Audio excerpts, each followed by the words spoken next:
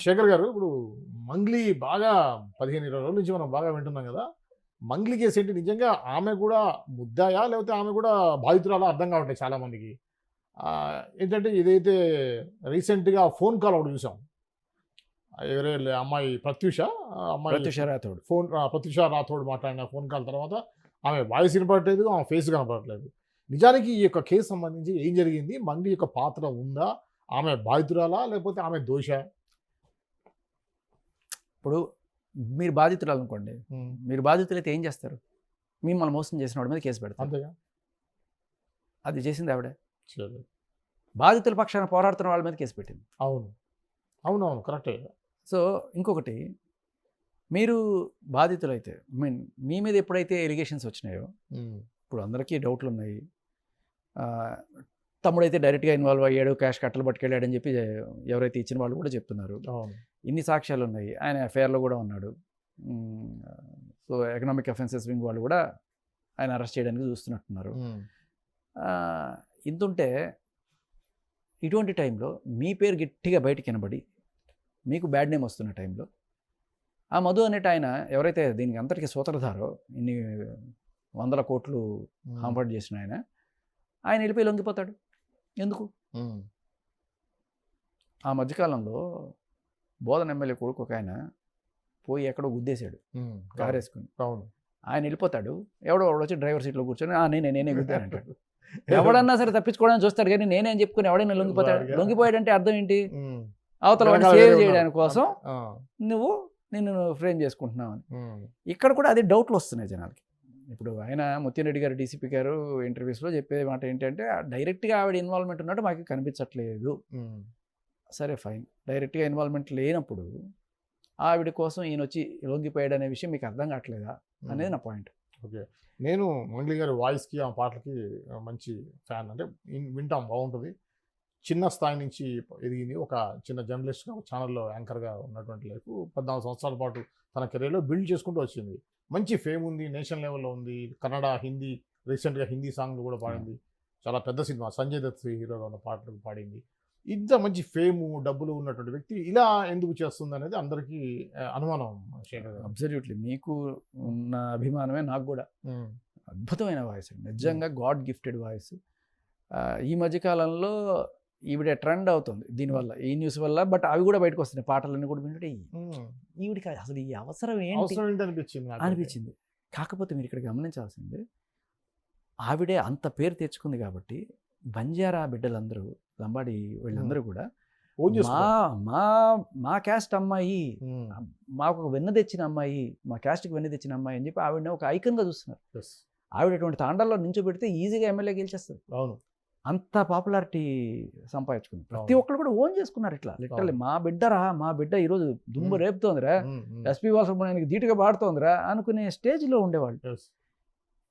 అందుకని నిన్న నేను వెళ్ళా దేవరకొండ దగ్గర. ఆ! నిన్న ఈ కూడా స్కామ్ అంతా మొదలైంది దేవరకొండ దగ్గర, చుట్టుపక్కల తాండాల్లో. నల్గొండ జిల్లా దేవరకొండ. బాలాజీ నాయక్ అని ఒక అతను స్టార్ట్ చేశాడు. హ్మ్. బాలాజీ నాయక్, మధు రామావత్ వీళ్ళిద్దరూ అన్నదమ్ముల లెక్క, అంటే కజిన్ బ్రదర్స్ అవుతారు. ఓకే. వీళ్ళిద్దరికి ఈవిడ బంధువు అవుతుంది అన్నట్టుగా అక్కడ వాళ్ళు చెప్తున్నారు నేను వెళ్ళిన చోట. హ్మ్. వీళ్ళ ముగ్గురు పక్క ఊరే సార్, హ్మ్. పక్క తాండ వలుగు తాండనో ఎవరు బంధువులు అవుతారు ఇద్దరికి? ఈవిడే మంగ్లీ. మంగ్లీ. అవునా? ఓకే. హ్మ్. వీళ్ళందరూ బంధువులు సార్, వీళ్ళందరూ ఆ పక్క ఊళ్ళోనే ఉండేవాళ్ళు. హ్మ్. వీళ్ళెవరు మాకు ఎందుకు తెలుస్తుంది? ఆవిడని చూసి అంటే వాళ్ళందరూ ఈవెన్ ఒక ఐకన్లా ఫీల్ అవుతున్నారు కదా. బ్యాగ్ ఉంది, ఆమె ఉంది, వాళ్ళ తమ్ముడు ఉన్నాడు. అవును. ఇతోటి సో అలా ఇప్పుడు చాలామంది ఒక పర్టికులర్ క్యాస్ట్ వాళ్ళు, అంటే అందరికీ అన్నగారంటే ఇష్టమే, బట్ వాళ్ళు ఓన్ చేసుకుంటారు అన్నగారంటే ఇదే. అవును. అలా ఈవిడ వాళ్ళు ఓన్ చేసుకున్న టైంలో ఇలా జరిగేటప్పటికి వాళ్ళందరూ కూడా ఆవిడని చూసి ఇచ్చాం డబ్బులు అంటే, ఒక్కొక్కళ్ళు 40 లక్షలు, 50 లక్షలు, ఒకళ్ళైతే 5 కోట్లు. ఇలా అసలు నేను ఎందుకు అక్కడికి వెళ్ళని చెప్తా. నేను ఒక ఆయన చనిపోయారు గుండెపోటుతో, రమేష్. 30-35 ఏళ్ళు ఉంటాయి, చిన్న వయసు. అంటే అప్పుడు వాళ్ళందరూ మీద పడ్డారు. ఈయన ఎక్కడెక్కడి నుంచో పూల్ చేసి మనీ దీంట్లో పెట్టాడు తీసుకొచ్చి, వాళ్ళు మీద పడ్డారు. ఇప్పుడు వాడు ఆ బాలాజీ నాయక్ అనేవాడు జంపు, ఆ మధు నాయక్ అనేవాడు, మధు రమావత్ అనేవాడు జైల్లో ఉన్నాడు. ఈవిడ ఆడిపోయిందో తెలియదు. ఎవరిని అడగాలి వీళ్ళు? వాళ్ళు మాత్రం ఈయనకి ఇచ్చిన వాళ్ళందరూ వచ్చి అడుగుతున్నారు. ఇలాగే చాలామంది ఏజెంట్లు నువ్వు పెట్టరా అని చెప్పి వీడి వీడి దగ్గర అన్ని తీసుకెళ్ళి ఫైనల్గా అక్కడ చేర్చారు. కానీ వీళ్ళు తీసుకున్న డబ్బులకి వీళ్ళు అక్కడికి పంపించిన రికార్డు వీళ్ళ దగ్గర ఉంది. ఈ రికార్డులు నేను ఏం చేసుకుంటాను, ఆ డబ్బులు నాకు లేదయ్యా, నేను మీ డబ్బులు మింగేసానా, నేను ఆయన పెట్టాను కదా, బాలాజీ నాకు పంపించాను చూడు, ఇదిగో ట్రాన్సాక్షన్ అని చెప్పినా కూడా నాకు సంబంధం లేదు, నేను నీకు ఇచ్చిన, నువ్వు నాకు ఇవ్వాలి, నీ కిడ్నీ అయినా అమ్మి ఇట్టుంది మాటలు. రోజు రోజుకి ఆయనకి టెన్షన్ పెరుగుతుంది. నీకు న్యూస్లు వస్తున్నాయి, ఇంకా ఆ దెబ్బతోటి ఆయన సూసైడో మరి గుండెపోటు చనిపోయాడని. సరే నేను సుబ్బు గారు ఇద్దరం కలిసి వెళ్ళాము, నేను దేవరకొండ వెళ్ళాము. అక్కడ బాగా బాధేసింది ఏంటంటే 7 ఏళ్ల పిల్లాడు సార్ పాపం ఆయనకి. మాకు వాడు చూస్తే అసలు వాడికి ఇట్లా ఉన్నాడు, వాడికి ఏడవాలో తెలియదు, ఏమీ తెలియదు. ఏమన్నా చెప్తావునన్నా మీ కుటుంబానికి ఏదైనా సాయం చేయమని చెప్పి ప్రభుత్వానికి ఏమన్నా అడుగుతా ఉంటే వాడికి చెప్పే ఇది కూడా లేదు. ఇంకా నేనే పక్క తీసుకొని ఇట్లా జరిగింది అని చెప్పి మీరు ఏదైనా ప్రభుత్వం గట్టిగా చొరవ తీసుకొని చేసుకోండి, లేకపోతే ఇలా ఎన్ని ఆత్మహత్యలు జరుగుతాయి, ఎంతమంది గుండెపోటుతో పోతారు, ఇట్లా లేట్ చేయొద్దు అని చెప్పి నేను చెప్పా. అలాగే సుబ్బు గారు కూడా గట్టిగా తన ఇన్స్టాగ్రామ్లో పోస్ట్ పెట్టారు. బట్ ఇక్కడ ఇలా ఎంతమంది అక్కడ చూస్తే దాకా ఒక 150 మంది ఒక్క ఆ చుట్టుపక్కల తాండాలోనే 40 కోట్లు పోగు చేశారు. నాకు వెళ్తున్నప్పుడు అర్థమైంది ఏంటంటే ఆ దేవరకొండ దాటి ఆ మెయిన్ రోడ్ నుంచి చిన్ని రోడ్లు, మట్టి రోడ్లు, వీటన్నిటిని దాటుకుని ఎక్కడరా ఇది, ఎక్కడో విసిరిసినట్టున్న ఆ గ్రామాన్ని ఎలా పట్టావురా నువ్వు, అది ఉందనే లేదు కూడా ఎవరికి తెలియదు అంటే వాళ్ళ ఉద్దేశం ఏంటి అంటే ఇక్కడే దొరుకుతారు మనకి అమాయకులు దొరుకుతారు, మీరు నేనైతే నమ్మం కదా, సో వాళ్ళు ఈజీగా మోసం చేయొచ్చు. పాపం అమాయకులు అందరూ ఎలా ఇస్తాం మనం అడుగుతాం, వాళ్ళకైతే ఆశ పాపం పేదరికం. బట్ నాకు షాకింగ్ ఏంటంటే వీళ్ళ దగ్గర 5 కోట్ల నుంచి వచ్చినాయి, వీళ్ళు తాండాలో బంజారాబిడ్డలో అని చెప్తున్నారు, ఇంత డబ్బులు వీళ్ళకి ఎక్కడి నుంచి వచ్చాయి. నేను ఫస్ట్ షాక్ అయ్యా. ఏంటి తెలుసా వాళ్ళ ఇదంతా పొలాలు తాకట్టు పెట్టడం, వాళ్ళకున్న పొలాలన్నీ తాకట్టు పెట్టుకున్నారు. ఇప్పుడు ఈ బిడ్డ చనిపోయిన తండ్రి, తల్లి కూడా చనిపోయింది ఆ బిడ్డకి, ఆ బుడ్డోడికి పొలం బాయ్, డబ్బులన్నీ అప్పులు. సో ఇలా చాలామంది వాళ్ళ పొలాలు పెట్టేసుకున్నారు. ఇంకా బంధువుల దగ్గర నుంచి వాళ్ళ దగ్గర నుంచి ఆశకి నేను నీకు ఇస్తాలే అని చెప్పి వాడి దగ్గర 10 లక్షలు, వీడి దగ్గర 5 లక్షలు, అలా తీసుకొచ్చి ఇంతమంది తీసుకొచ్చి ఇచ్చారు. అయితే శేఖర్, ఇప్పుడు ఇదంతా అసలు ఫైనాన్షియల్ ట్రాన్సాక్షన్ ఒక ఎత్తు అయితే, మంగ్లీ బర్త్డేకి 60 లక్షలు ఖర్చు పెట్టాడని చెప్పి అంటాం. మంగ్లీ అర్ధరాత్రి కూడా 12కి వీళ్ళ రావడం, ఆ రమేష్ అక్కడ పనిచేస్తే అయితే రమేష్ అని అతను డైరెక్ట్ చెప్తున్నాడు కదా, నేను లిఫ్ట్లో ఉండి బయటకు వచ్చాక మెట్ల నుంచి వస్తుంది ఆవిడ అర్ధరాత్రి 1ంటికి అంటాం. ఇవన్నీ చూస్తుంటే తన క్యారెక్టర్ మీద కొంత మచ్చపడే విధంగా కనెక్షన్ ఉంది అనడానికి ఇదేం లేదు. ఈ రమేష్ మధు అనే అతను లేకపోతే బాలాజీ అనే అతను, వీళ్ళు మంగ్లీ గారి పాపులారిటీని వాడుకున్నారు, దాన్ని ఆవిడ ఎండోర్స్ చేసింది. ఎలా ఇలా వాళ్ళతో కలిసి ఫోటోలు దిగడం వల్ల, వాళ్ళతో క్లోజ్గా మూవ్ అవ్వడం వల్ల ఓకే మా మనిషి మన మనిషి అని చెప్పి జనాలకి చూపించి వాళ్ళు చేస్తున్నారు.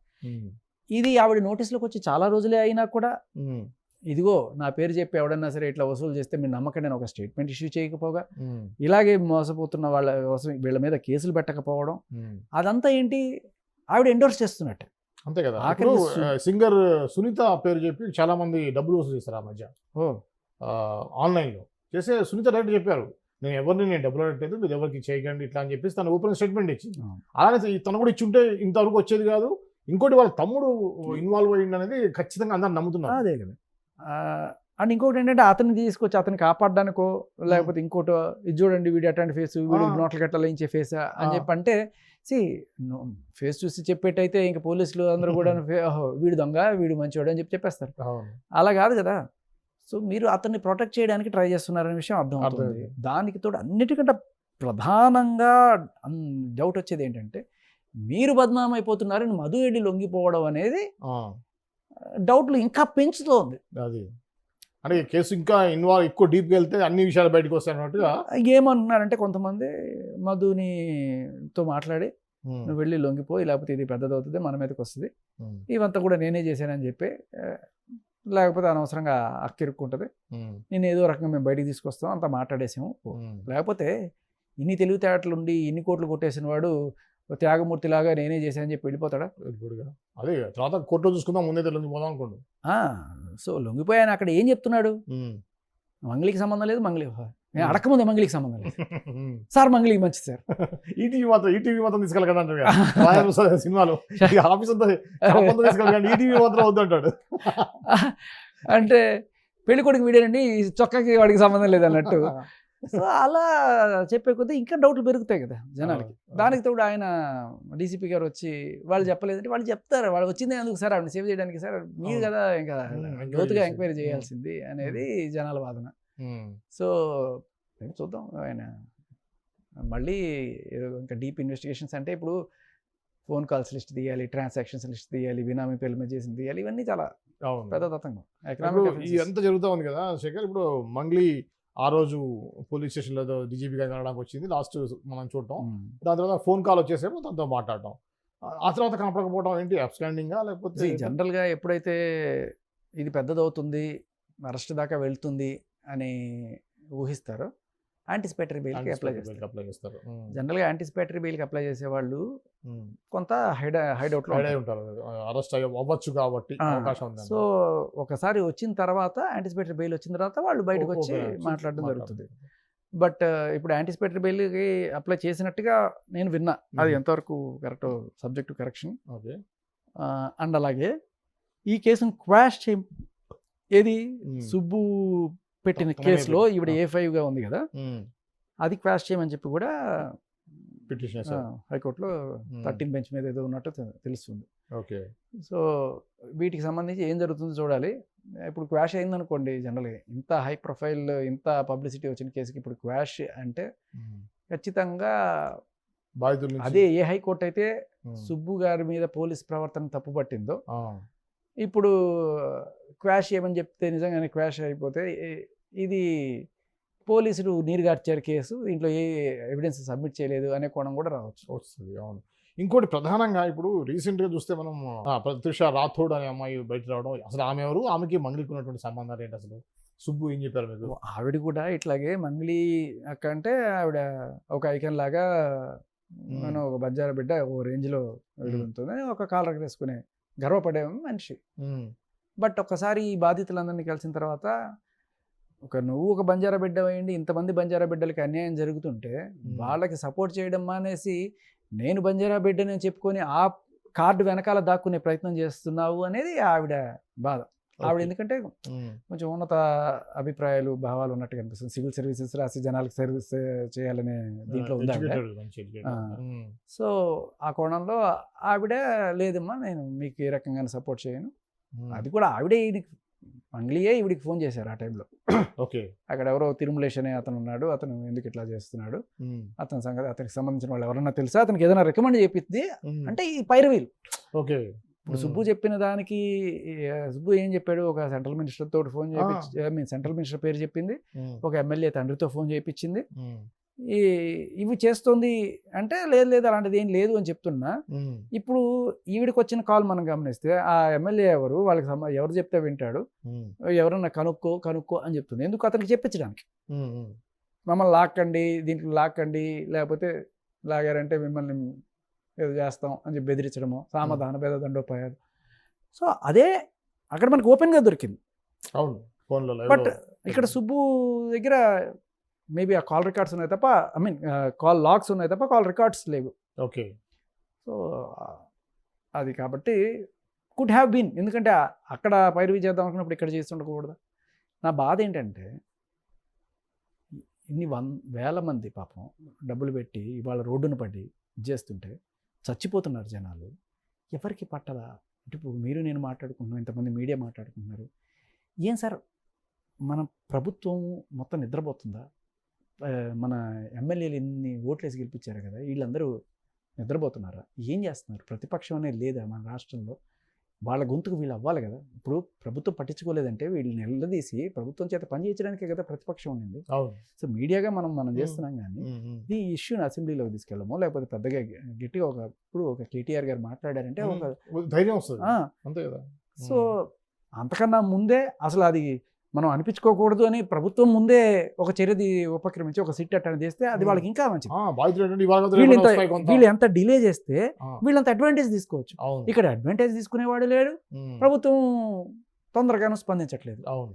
ఈ అందరూ గాఢ నిద్రలో ఉన్నారు. ఒక పక్కేమో పిఆర్ సంబరాలు చేసుకుంటున్నారు, ఇంకో పక్కేమో టీఆర్ఎస్ పార్టీ ఇంకో సరికొత్త పార్టీ పెట్టారు. ఉమ్, ఇన్ని చేసుకుంటున్నారు కదా, ప్రజల కోసమే కదా మీరు చేసేది, ఎందుకు చేయట్లేదు? రేవంత్ రెడ్డి గారు ఆయన అయినా సరే గట్టిగా ఇంతమంది చర్చ నేను పోయొచ్చాను సార్, నేను నిన్న, పోయొచ్చా పర్సనల్గా, నేను పోయొచ్చా తాండా. నిన్న. అందరూ ఇట్లా దండాలు పెట్టి మీకు ఉమ్, రేవంత్ అన్న ఉమ్, మనకు న్యాయం చేయండి అన్న. ఉమ్, ఆ, కొంతమంది అయితే కోపంగా కూడా మాట్లాడారు. ఉమ్, ఉచిత బస్సు వేస్తే అయిపోద్దా, ఉమ్, ఇప్పుడు మీ ఇంట్లో కూడా ఆడవాళ్ళు ఉంటారు కదా, వాళ్ళకి ఇలా జరిగితే ఉమ్, నువ్వు ఇలాగే స్పందిస్తావా అన్న, ఉమ్, కాపాడన్నా మమ్మల్ని కాపాడన్నా, అన్యాయం అయిపోతున్నాడు, ఈ బిడ్డను చూడన్నా, వాడికి తల్లి లేదు తండ్రి లేదు, ఇప్పుడు వీడికి ఏం కావాలన్నా, ఉమ్, ఇంత దీనంగా అడుగుతున్నారు వాళ్ళు. ఉమ్. బంజార్ మీరు మేము ఓట్లేసి గెలిపించుకున్నామన్నా, నేను ఉమ్, నువ్వేందన్నా ఇట్లా మమ్మల్ని పట్టించుకోవట్లేదు ఉమ్, అని చెప్పి అడుగుతున్నారు. ఏం సమాధానం చెప్తారు? ఆయనకి రీచ్ అవ్వాలి అనేది ఇన్నిసార్లు ఈయన ఇంటర్వ్యూలు ఇవ్వడానికి కూడా నేను కారణం ఏంటంటే, ఇది కేసులు పెట్టి ఎఫ్ఐఆర్లు చేసి కోర్టులకు వెళ్ళి దాట చుట్టూ తీటి వీళ్ళ చెప్పులు అరిగిపోయి ఇన్ని వీటికన్నా ఉమ్, ఆయన ఒక సిట్ వేసి ఇప్పుడు దాకా సీజ్ చేసిన ఆస్తులు ఏవైతే ఉన్నాయో ఉమ్, వాటిని వేలమైన వేసి వాటి నుంచి వచ్చిన జెన్యున్ క్యాండిడేట్స్ ఎవరైతే కనీసం ఆన్ రికార్డ్ కనబడుతున్నారో ఉమ్, వాళ్ళకైనా, ఎస్పెషల్లీ ఇలా తల్లి తండ్రిని పోగొట్టుకున్న ఫస్ట్ చనిపోయిన ఫ్యామిలీస్కైనా సరే గవర్నమెంట్ న్యాయం చేయాలి అనేది నా కోరిక. అందుకే ఇంత ఫైట్ కూడా. నిన్న రాత్రి అక్కడి నుంచి వచ్చేటప్పుడు 12 అయింది. 12 గంటల దాకా పాపం వాళ్ళ గోడు చెప్తూనే ఉన్నారు. 11 దాకా దండాల్లో మామూలుగా మీకు తెలుసు కదా, అవును 7 గంటలకి 8 గంటలకల్లా నిద్రపోతారు. అవును. మేము వచ్చామని చెప్పి పాపం వాళ్ళు అంతసేపు ఉండి మాట్లాడారు.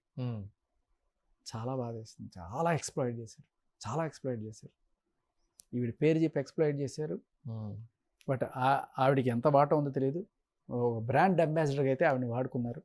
కానీ ఆవిడ కోసం బ్రాండ్ అంబాసిడర్ రావంటారా అనే చెప్తున్నారు కదా. అంటే వీళ్ళందరూ మీకు ఎవరైతే బాధితులు ఉన్నారో మీకు శివ చౌహాన్ ఎందుకు అరెస్ట్ కాలేదు మరి? మేము చాలా మంది చెప్తున్నారు కదా ఆయన గురించి.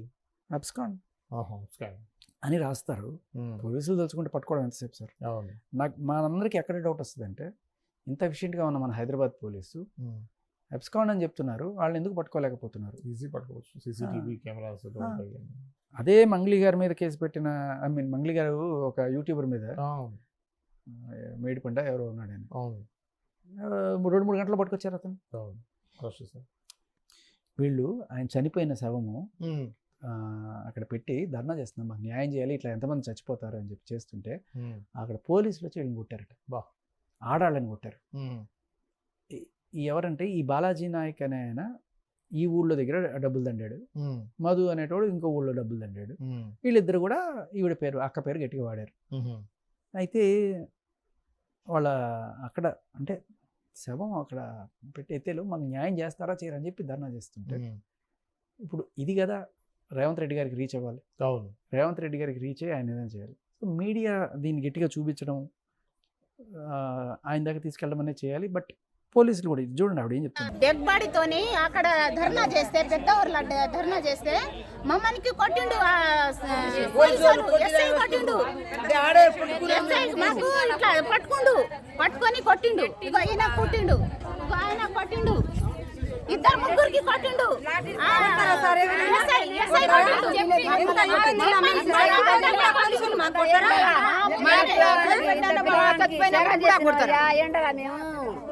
ఇంత గోసా చేసినాం, ఆ పోలీసు న్యాయం ఉందా?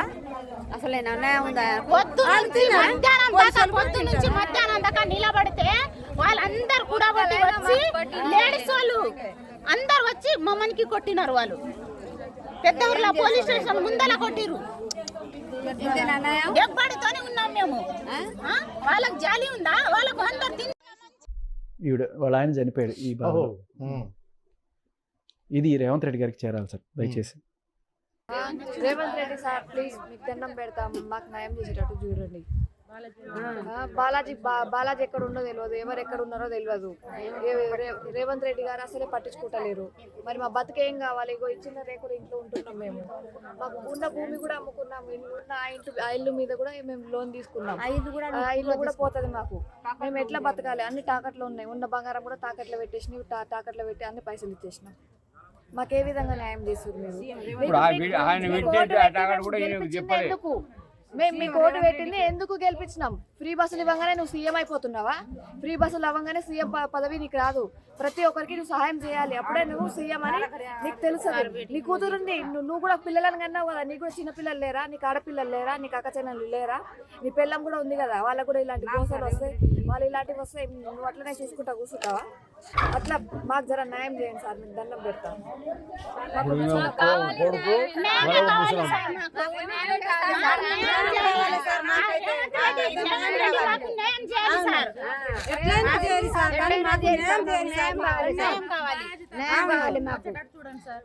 మాకైతే డబ్బులు రావాలి సార్, మాకు న్యాయం చేయాలి సార్.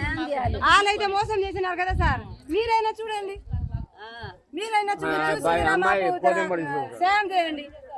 ఇంత పిల్ల కూరగాడు దానికి చదువు ఏమో దానికి గోసాయం ఎవరు చేస్తారు?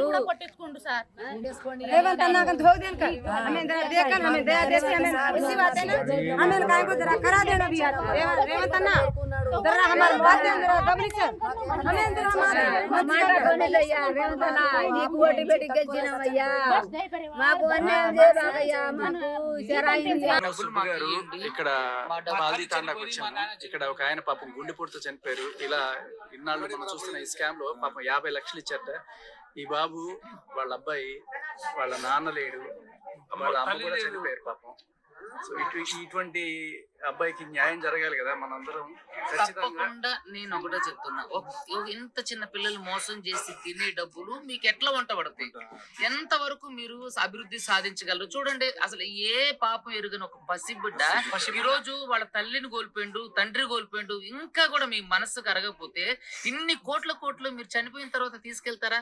ఇలాంటి వాళ్ళు ఉసురు పోసుకొని ఎన్ని రోజులు మీరు అంత అహంకారం, అంత దర్పం చూస్తారు? అంటే సెంట్రల్ మినిస్టర్ పేరు చెప్పి బెదిరిస్తారు. కోపంలో ఉన్నారు సార్ జనాలు.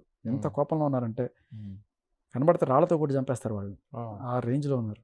ఓకే. సో ఇది నేను అనేది ఏంటంటే, సో రేవంత్ రెడ్డి గారు దయచేసి ఇంకొక ప్రాణం పోకముందే మీరు ఒక సిట్గా అంటే కమిషన్ వేసి వీళ్ళకి వీలైనంత తొందరగా న్యాయం చేయాలి. ఈ కోర్టులు, కేసులు, ఎకనామిక్ అఫెన్సెస్లో కేసులు ఎప్పటికి తేలుతాయి ఏమీ తెలియదు. బట్ మీరు దీన్ని త్వరితగతిన సాల్వ్ చేసేట్టు ఉండాలి. ఇంకొక ప్రాణం పోకుండా మీ చేతిలోనే ఉంది సార్. అది ఓకే. Thank you.